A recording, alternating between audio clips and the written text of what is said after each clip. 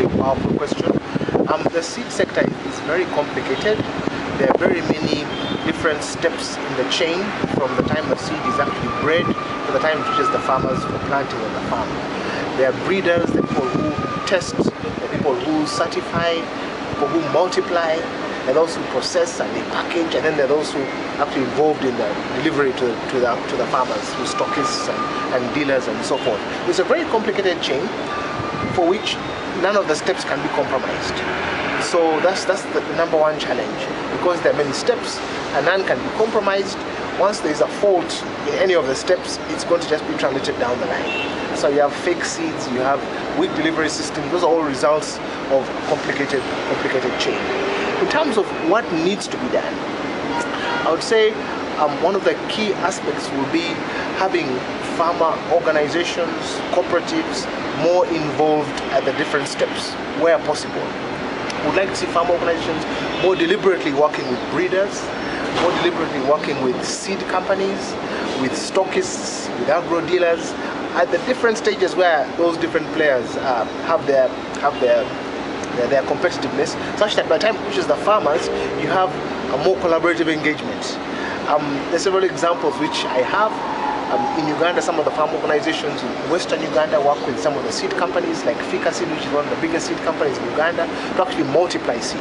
So the company, it's a private company, produces the seed, the breeder seed, the farmers actually multiply it, and then they send it back, and sometimes it goes through the system to the farmers directly, because that collaboration between the private company, private seed company, and the farmers organization. In Rwanda, the Rwanda Farmers Federation, called Imbaraga, has a contract with the main breeder, which is the Rwanda Agricultural Board, a government institution, to multiply seed that the Rwanda Agricultural Board actually produces. And so that collaboration, I think, is very deliberate, and it helps link the farmers to different steps in the chain and will minimize challenges with distribution, fake seed, and even access, timeliness of access. And in addition to that, seed, like anything else, depends on the profitability. If it's not bringing you money and you can't even afford to buy the seed, then you're going to have challenges getting good seed. And because of that expense, and coupled with infrastructure issues, you have low adoption rates at the farm level. And then to make matters worse, there's the aspect of fake seed. And fake seed just erodes the confidence of the end user, who is the farmer. You buy fake seed this season, you don't want to go back next season. And once that happens year in, year out, or season in, season out, it erodes that confidence across the board. And it's hard to get that back, even if there are clear benefits of improved seed. So I think the general response is the role of farm organizations in working with different players along the chain, but also the role of farm organizations in awareness, in terms of this is how you can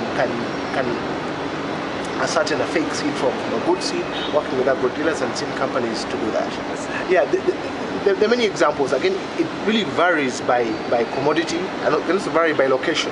I'll give some examples from Kenya. One of the largest rice cooperatives, called Mugoya Rice Growers Cooperative, actually procures rice seed and then sells it to their members who are rice farmers. So it goes, they're like a seed distributor or an agro dealer on behalf of the farmers. They do that for themselves. They don't find the farmers going to a small shop to buy a half kilogram of seed. They get it from the cooperative, directly from the cooperative. The Kenya National Farmers Federation has also been involved in procuring seed and fertilizer for distribution to farmers. But again, they are national, so the scope of that can also be limited in terms because of the different counties that you're also targeting.